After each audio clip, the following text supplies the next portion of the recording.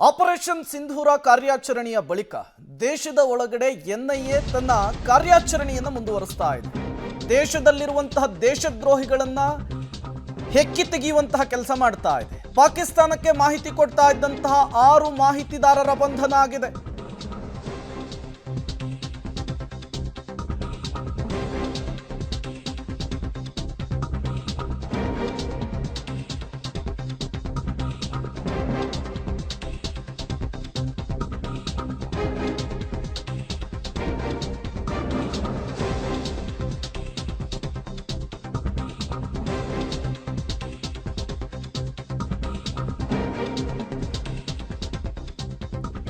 ಪಾಕ್ ಗುಪ್ತಚರ ಏಜೆಂಟ್ಗಳೊಂದಿಗೆ ಕಾಂಟ್ಯಾಕ್ಟ್ನಲ್ಲಿದ್ದವರನ್ನ ಲಾಕ್ ಮಾಡುವಂತಹ ಕೆಲಸ ಆಗಿದೆ. ಪಂಜಾಬ್ ಮತ್ತು ಹರಿಯಾಣದಲ್ಲಿ ಎನ್ಐಎ ಭರ್ಜರಿ ಬೇಟೆ ಆಡಿದೆ.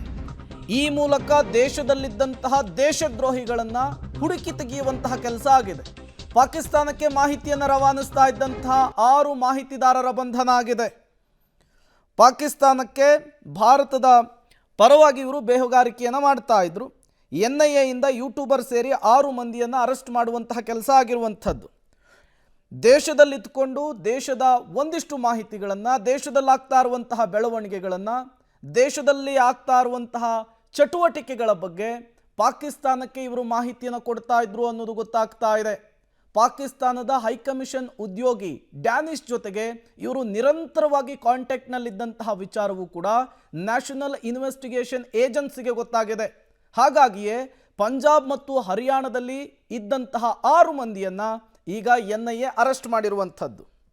ಮತ್ತಷ್ಟು ಡೀಟೇಲ್ಸ್ ಕೊಡ್ತಾರೆ ಶಬೀರ್, ನೇರ ಸಂಪರ್ಕದಲ್ಲಿ ಜಾಯ್ನ್ ಆಗಿದ್ದಾರೆ. ಶಬೀರ್, ಈಗ ಎನ್ಐಎ 6 ಜನರನ್ನು ಅರೆಸ್ಟ್ ಮಾಡಿದೆ. ಈ 6 ಜನರು ಕೂಡ ಭಾರತದಲ್ಲಿದ್ದುಕೊಂಡು ಪಾಕಿಸ್ತಾನಕ್ಕೆ ಭಾರತದ ಮಾಹಿತಿಯನ್ನು ರವಾನಿಸ್ತಿದ್ರು ಅನ್ನುವಂತಹ ಮಾಹಿತಿ ಸಿಗ್ತಾ ಇದೆ. ಈ 6 ಜನ ಯಾರು, ಎನ್ಐಎ ಬೇಟೆ ಹೇಗಿತ್ತು, ಎಕ್ಸ್ಪ್ಲೇನ್ ಮಾಡಬಹುದಾ ಅಂಥೇಳಿ?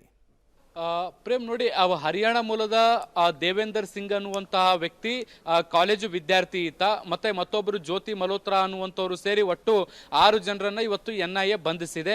ನಿರ್ದಿಷ್ಟವಾದಂತಹ ಮಾಹಿತಿ ಗುಪ್ತಚರ ಇಲಾಖೆಯಿಂದ ಇತ್ತು. ಇವರು ಪಾಕಿಸ್ತಾನ ವ್ಯಕ್ತಿಗಳ ಜೊತೆಗೆ ನಿರಂತರವಾದಂತಹ ಸಂಪರ್ಕದಲ್ಲಿದ್ದಾರೆ, ಕೆಲವೊಂದಿಷ್ಟು ಮಾಹಿತಿಗಳನ್ನ ಶೇರ್ ಮಾಡ್ಕೊಳ್ತಿದ್ದಾರೆ ಅನ್ನುವಂಥ ಅನುಮಾನಗಳಿತ್ತು. ಈ ಹಿನ್ನೆಲೆಯಲ್ಲಿ ಈ 6 ಜನರನ್ನ ಬಂಧಿಸುವಂತ ಕೆಲಸವನ್ನ ಇವತ್ತು ಮಾಡಲಾಗಿತ್ತು. ಬಂಧಿಸಿದ ಬಳಿಕ ಪ್ರಾಥಮಿಕ ವಿಚಾರಣೆ ನಡೆಸಬೇಕಾದಂತಹ ಸಂದರ್ಭದಲ್ಲಿ ಇವರೆಲ್ಲರೂ ಕೂಡ ಪಾಕಿಸ್ತಾನದ ISI ನ ಜೊತೆಗೆ ಸಂಪರ್ಕದಲ್ಲಿದ್ದು ಅವ್ರ ಜೊತೆಗೆ ಮಾಹಿತಿಯನ್ನು ಹಂಚಿಕೊಂಡಿದ್ದಾರೆ ಅನ್ನುವಂಥದ್ದು ಗೊತ್ತಾಗಿದೆ. ಮುಖ್ಯವಾಗಿ ಆಪರೇಷನ್ ಸಿಂಧೂರ ಏನಾಯ್ತು, ಆಪರೇಷನ್ ಸಿಂಧೂರದ ಬಳಿಕ ಭಾರತದಲ್ಲಿ ಆಗ್ತಿರುವಂತಹ ಬೆಳವಣಿಗೆಗಳೇನು, ಮತ್ತೆ ಮುಖ್ಯವಾದಂತಹ ಮಿಲಿಟರಿ ಕಾರ್ಯಾಚರಣೆಗಳು ಹೇಗೆ ನಡೀತಾ ಇದಾವೆ, ಎಲ್ಲೆಲ್ಲಿ ಸೆಕ್ಯೂರಿಟಿಗಳು ಹೆಚ್ಚಿದೆ, ಮತ್ತೆ ಇದಕ್ಕೆ ಪೂರಕವಾದಂತಹ ಫೋಟೋಗಳನ್ನು ಕೂಡ ಅವರು ಹಂಚಿಕೊಳ್ಳುವಂತ ಕೆಲಸವನ್ನ ಕೂಡ ಮಾಡಿದ್ರು. ಖುದ್ದು ದೇವೇಂದರ್ ಸಿಂಗ್ ಮತ್ತೆ ಜ್ಯೋತಿ ಮಲ್ಹೋತ್ರಾ ಅನ್ನುವಂಥವ್ರು ನಾವು ಪಾಕಿಸ್ತಾನದ ಜೊತೆಗೆ ಸಂಪರ್ಕವನ್ನು ಹೊಂದಿದ್ವಿ, ಮತ್ತೆ ಅವರಿಗೆ ಮಾಹಿತಿಯನ್ನು ಕೂಡ ಹಂಚಿಕೊಂಡಿದ್ವಿ ಅನ್ನುವಂಥದ್ದು ಕೂಡ ಗೊತ್ತಾಗ್ತಾ ಇದೆ.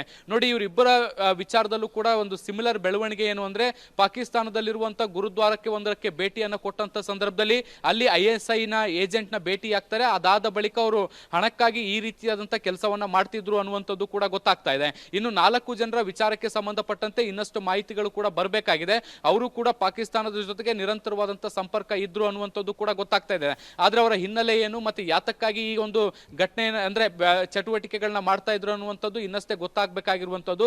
ಒಟ್ಟು 6 ಜನರನ್ನ ಬಂಧಿಸಿ ಈಗ ನಿರಂತರ ವಿಚಾರಣೆಗೆ ಒಳಪಡಿಸುವಂತ ಕೆಲಸವನ್ನ ಮಾಡೋ ಮೂಲಕ ಭಾರತದಲ್ಲಿದ್ದು ISIಗೆ ಏಜೆಂಟ್ಗಳಾಗಿ ಕೆಲಸ ಮಾಡ್ತಿದ್ದಂತವ್ರನ್ನ ಈಗ ಬಂಧಿಸುವ ಕೆಲಸಗಳಾಗಿದೆ. ಆ ಮೂಲಕ ಪಾಕಿಸ್ತಾನಕ್ಕೆ ಏನು ಮಾಹಿತಿ ಹೋಗ್ತಾ ಇತ್ತು ಅದನ್ನು ತಡೆಯುವಂತ ಕೆಲಸವನ್ನ ಈಗ NIA ಮಾಡಿದೆ.